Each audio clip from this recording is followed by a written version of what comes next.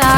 ಅಪ್ಪ ಅಮ್ಮ ಹೇಳಿದನ್ನು ಕೇಳಿ ನಡೆಯುವುದೇ, ತಾತ ಅಜ್ಜಿ ಹೇಳಿದನ್ನು ಕೇಳಿ ನಡೆಯುವುದೇ.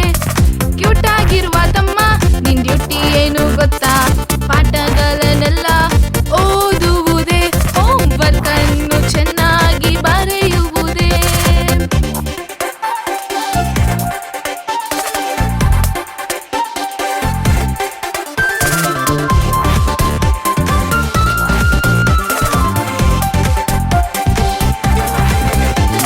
ಮನೆಯಲ್ಲೂ ಶಾಲೆಯಲ್ಲೂ ಒಳ್ಳೆಯದನ್ನೇ ಮಾಡೋಣ, ಏಸಪ್ಪ ನಮ್ಮನ್ನು ಆಶೀರ್ವದಿಸುವನು.